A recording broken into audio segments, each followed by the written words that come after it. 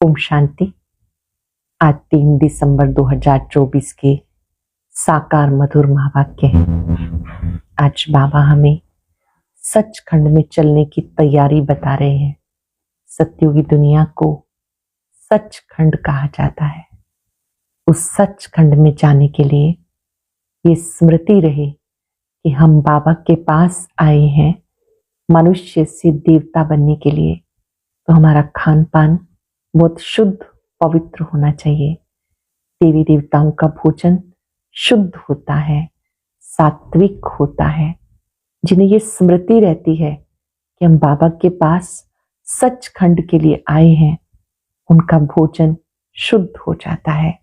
उन्हें मेहनत नहीं करनी पड़ती, स्वतः ही अशुद्ध खान पान छूट जाता है।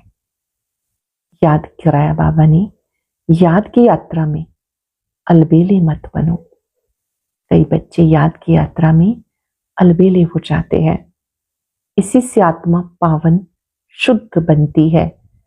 आत्माओं को पावन बनाने की सेवा करनी है तो याद की यात्रा पे अटेंशन बहुत जरूरी है। बाबा आए हैं तुम बच्चों को पढ़ाने के लिए। अनगिनत बार पढ़ाया है, एक बार दो बार नहीं, कल्प कल्प हम बाबा से पढ़ते हैं मनुष्य से देवता बनने के लिए। बाबा कहते अब तक तो मुझे बुलाते आए, अब मैं तुम बच्चों के बुलावे पर तुम्हें भक्ति का फल देने के लिए आया हूं। गाते हैं दुख में सिमरन सब करे, सुख में करे ना कोई। इस समय जबकि बाबा आए हैं तो तुम्हें याद करते करते पावन बन जाना है। कांटों के जंगल को फूलों का बगीचा बना देना है। दिन रात सेवा के लिए तत्पर रहना है। ऐसे बच्चे जो सेवा करते हैं उन्हें बहुतों की दुआएं आशीर्वाद मिलती है। बाबा ने कहा कि मैं जो तुम्हें पढ़ाई पढ़ाता हूं, इस पढ़ाई का तुम्हें अच्छी रीति विचार सागर मंथन करना है। हम कौन हैं, कौन हमें पढ़ाने आता है। जब बार बार चिंतन करेंगे तो विचार सागर मंथन करने से बहुत खुशी रहेगी। सुनते हैं बाबा के मधुर बोल। बाबा ने कहा मीठे बच्चे, याद की यात्रा में अलबेले मत बनो। याद से आत्मा पावन बनेगी। बाबा आए हैं सब आत्माओं की सेवा कर उन्हें शुद्ध बनाने। याद की यात्रा में अलबेले मत बनो। याद से आत्मा पावन बनेगी। बाबा आए हैं सब आत्माओं की सेवा कर शुद्ध बनाने। उसने कौन सी स्मृति बनी रहे तो खान पान शुद्ध हो जाएगा। यदि स्मृति रहे हम बाबा के पास आए हैं सचखंड में जाने के लिए या मनुष्य से देवता बनने के लिए, तो खान पान शुद्ध हो जाएगा। क्योंकि देवताएं कभी अशुद्ध चीज नहीं खाते। जब हम सत्य बाबा के पास आए हैं सचखंड पावन दुनिया का मालिक बनने, तो अशुद्ध नहीं बन सकते। हम बाबा के पास आए हैं सचखंड पावन दुनिया का मालिक बनने, तो पतित अशुद्ध नहीं बन सकते। ओम शांति। रूहानी बाप रूहानी बच्चों से पूछते हैं, बच्चे तुम जब यहाँ बैठते हो तो किसको याद करते हो? यहाँ जब बैठे हैं तो किसको याद करते हो? अपने बेहद के बाप को। वो कहाँ है? उसे पुकारा जाता हे पतित पावन। आजकल सन्यासी कहते हैं हे पतित पावन सीताराम, अर्थात पतितों को पावन बनाने वाले राम आओ। ये तो बच्चे जानते पावन दुनिया सतयुग को, पतित दुनिया कलयुग को कहा जाता। अब तुम कहाँ बैठे हो? कलयुग के अंत में। इसलिए पुकारते हैं बाबा आकर हमें पावन बनाओ। हम कौन हैं? आत्मा है। आत्मा को ही पवित्र बनना है। आत्मा पवित्र बनती है तो शरीर भी पवित्र मिलता है। आत्मा के पतित बनने से शरीर भी पतित मिलता है। ये शरीर मिट्टी का पुतला है। आत्मा अविनाशी है। आत्मा ऑर्गन्स द्वारा कहती पुकारती है हम बहुत पतित बन गए, आकर पावन बनाओ। बाप पावन बनाते हैं। 5 विकारों रूपी रावण पतित बनाते हैं। बाबा ने अभी स्मृति दिलाई हम पावन थे। ऐसे 84 जन्म लेते लेते अब अंतिम जन्म में है। ये जो मनुष्य सृष्टि रूपी झाड़ है, बाबा कहते मैं इसका बीज रूप हूं। मुझे बुलाते हैं, हे परम पिता परमात्मा, ओ गॉड फादर लिबरेट मी। हर एक अपने लिए कहते हैं मुझे छुड़ाओ भी और पंडा बनकर शांति धाम घर में ले चलो। सन्यासी आदि भी कहते स्थायी शांति कैसे मिले। अब शांति धाम तो घर है जहां से आत्माएं आती हैं पाठ बचाने के लिए। 5 सेकंड के लिए शांति धाम चलेंगे, वहां की शांति को फील करेंगे। साकार लोक से दूर, सूक्ष्म लोक से पार।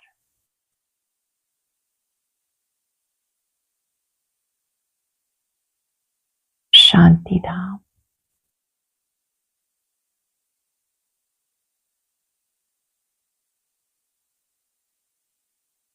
शांति सागर से आती शांति की पवित्र लहरें। बाबा ने कहा तुम आत्माएं शांति धाम से यहां आती हो। आत्माएं यहां पर आती है पाठ बचाने। आत्मा और शरीरी बिना शरीर के रहती है। वहां पर मूल वतन में आत्मा बिना देह के है। ये अर्थ समझना है। अशरीरी आए थे, अशरीरी जाना है। शरीर लेकर आत्मा भिन्न भिन्न पाठ बचाती है। बाप कहते तुम आत्मा मूल वतन में थी, उसे निराकारी दुनिया कहते हैं। बच्चों को सीढ़ी पे भी समझाया कैसे हम सीढ़ी नीचे उतरते आए, फिर 84 जन्म लगे मैक्सिमम, फिर कोई एक जन्म भी लेते। आत्माएं ऊपर से आती रहती हैं। बाबा कहते मैं आया हूं पावन बनाने के लिए। शिव बाबा ब्रह्मा द्वारा तुम्हें पढ़ाते हैं। शिव बाबा है आत्माओं का बाप। ब्रह्मा को आदि देव कहते हैं। इस दादा में बाप कैसे आते हैं ये तुम बच्चे जानते हो। बुलाते हैं पतित पावन आओ।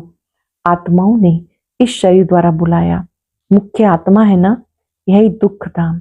यहाँ कलयुग में देखो बैठे बैठे अचानक मृत्यु हो जाती, वहां ऐसे कोई बीमारी नहीं होते। नाम ही स्वर्ग, कितना अच्छा नाम है, कहने से दिल खुश हो जाती है। क्रिश्चियन भी कहते हैं क्राइस्ट से 3000 वर्ष पहले पैराडाइज था।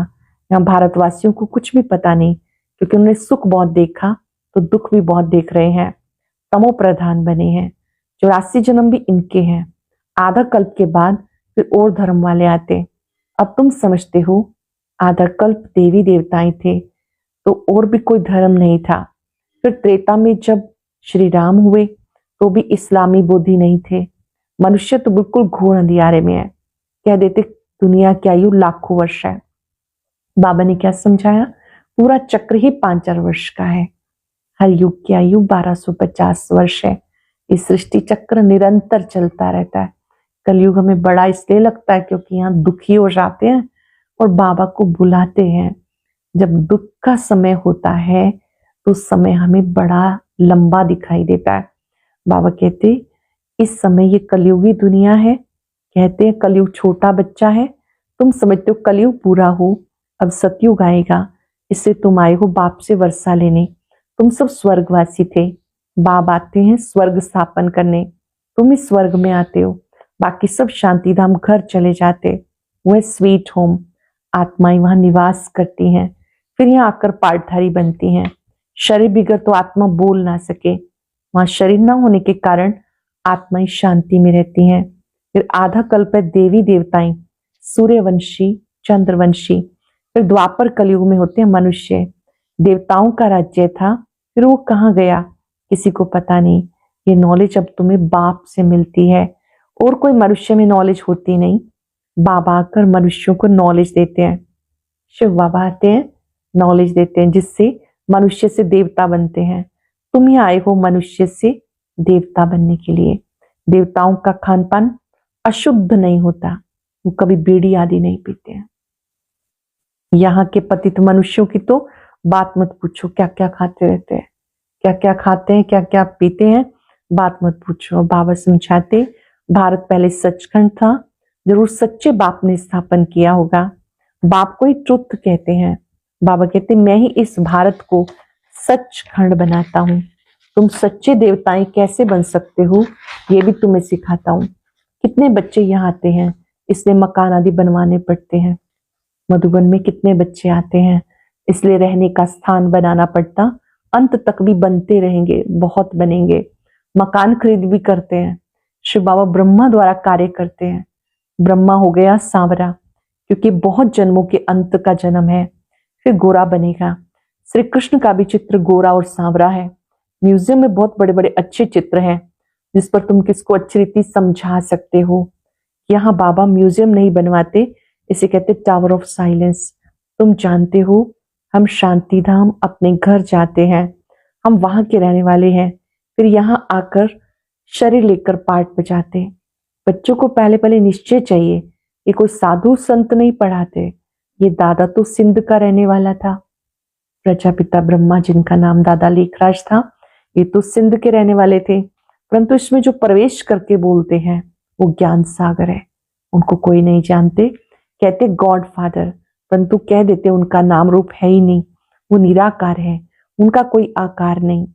फिर सर्वव्यापी कह देते, अरे परमात्मा कहाँ है? तो कहते वो तो सबके अंदर है, सब तो आत्मा रूप में भाई भाई हैं। फिर घट घट में परमात्मा कहाँ से आया? ऐसे नहीं कहेंगे कि परमात्मा भी है और आत्मा भी है। परमात्मा बाप को बुलाते हैं, बाप आकर हम पतितों को पावन बनाओ। मुझे तुम बुलाते हो ये धंधा, ये सेवा करने के लिए, हम सबको आकर शुद्ध बनाओ। पतित दुनिया में हमें निमंत्रण देते हो, कहते हो बाबा हम पतित हैं। बाप तो पावन दुनिया देखते ही नहीं, पतित दुनिया में तुम्हारी सेवा करने के लिए आए हैं। अब ये रावण राज्य विनाश हो जाएगा, बाकी तुम जो राजयोग सीखते हो फिर जाकर राजाओं का राजा बनते हैं।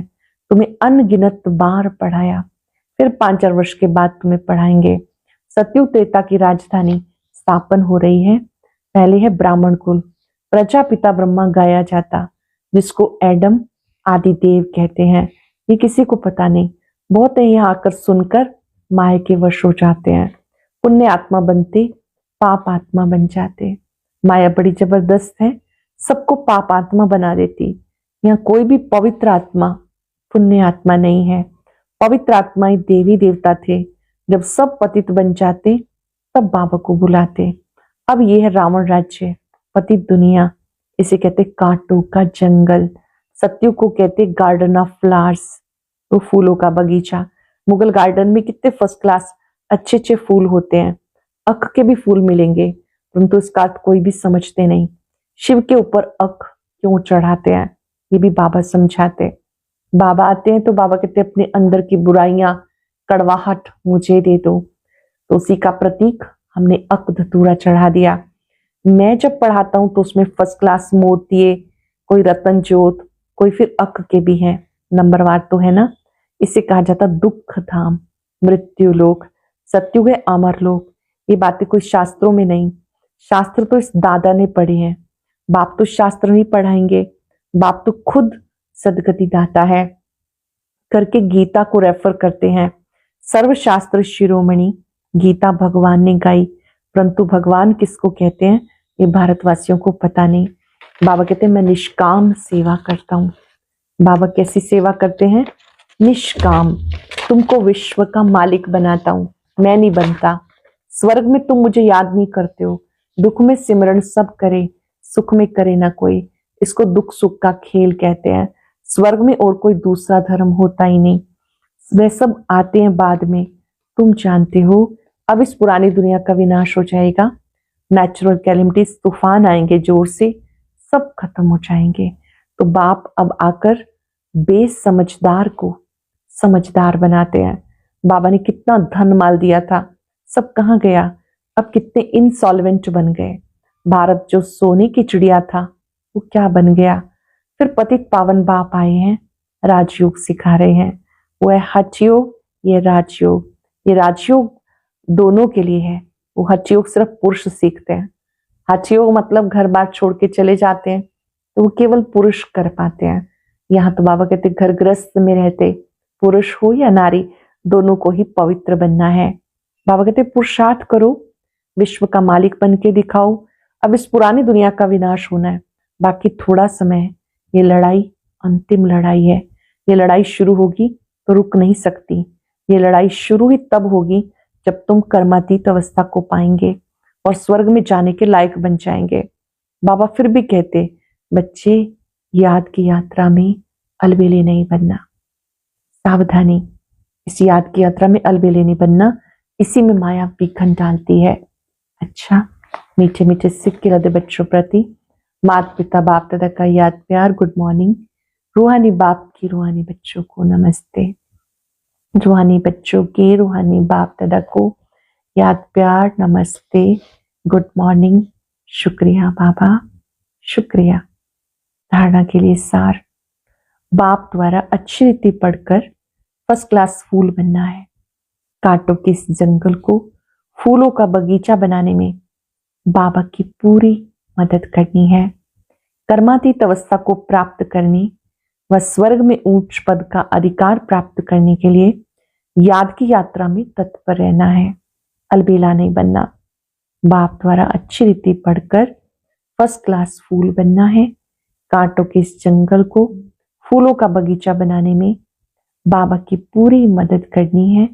कर्मातीत अवस्था को प्राप्त करने, स्वर्ग में उच्च पद का अधिकार प्राप्त करने के लिए याद की यात्रा में तत्पर रहना है, अलबेला नहीं बनना।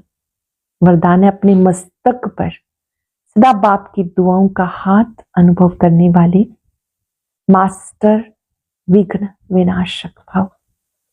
अपने मस्तक पर सदा बाप की दुआओं का हाथ अनुभव करने वाले मास्टर विघ्न विनाशक भव। गणेश को विघ्न विनाशक कहते हैं। विघ्न विनाशक वही बनते जिनमें सर्व शक्तियां हैं। सर्व शक्तियों को समय प्रमाण कार्य में लगाओ तो विघ्न ठहर नहीं सकते। कितने भी रूप से माया आए, आप नॉलेजफुल बन जाओ। नॉलेजफुल आत्मा कभी माया से हार नहीं खा सकती। जब मस्तक पर बाप दादा की दुआओं का हाथ है तो विजय का तिलक लगा हुआ है। जब मस्तक पर बाप दादा की दुआओं का हाथ है तो विजय का तिलक लगा हुआ है। परमात्मा हाथ और साथ विघ्न विनाशक बना देता है। ये हाथ भी बहुत शक्तिशाली है, साथ भी बहुत शक्तिशाली है, जो हमें विघ्न विनाशक बना देता है। ये निरंतर अनुभूति करते रहना है। एक दिन में अनेकों बार बाप दादा का वरद हस्त मुझ पर है, हाथ भी और साथ भी, दोनों मुझे इस संगम पर प्राप्त हैं। फिर से सुनेंगे, गणेश जी को विघ्न विनाशक कहते हैं। विघ्न विनाशक वही बनते हैं जिनमें सर्व शक्तियां हैं। सर्व शक्तियों को समय प्रमाण कार्य में लगाओ तो विघ्न ठहर नहीं सकते। कितने भी रूप से माया आए, आप नॉलेजफुल बनो। नॉलेजफुल आत्मा कभी माया से हार नहीं खा सकती। जब मस्तक पर बाप दादा की दुआओं का हाथ है तो विजय का तिलक लगा हुआ है। परमात्मा हाथ और साथ विघ्न विनाशक बना देता है। लोगों ने स्वयं में गुणों को धारण कर दूसरों को गुण दान करने वाले ही गुण मूर्त हैं। स्वयं में गुणों को धारण कर दूसरों को गुण दान करने वाले गुण मूर्त हैं। आज हम सब याद करेंगे, मैं विघ्न विनाशक आत्मा हूं। बाप दादा का वरदानी हाथ अपने सिर पर अनुभव करें। उस हाथ से बहुत शक्तियां निकल रही है। बाप दादा का दुआओं भरा हाथ है, शक्तियों भरा हाथ है।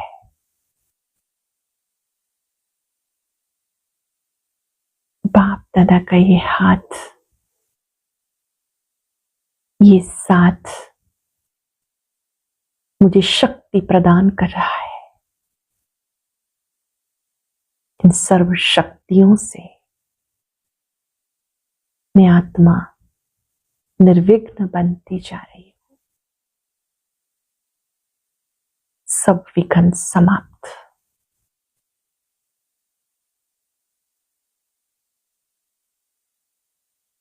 बाबा की अनंत किरणों के नीचे महसूस करें,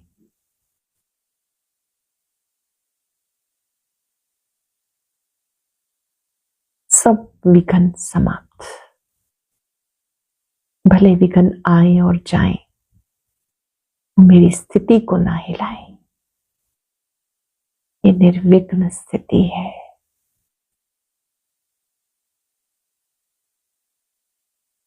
अन्य आत्माओं को भी बाबा के साथ और हाथ का अनुभव कराएंगे।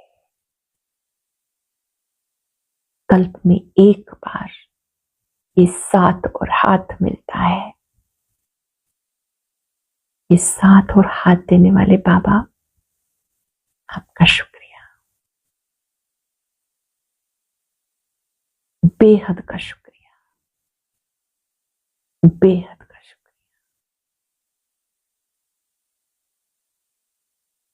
ओम शांति।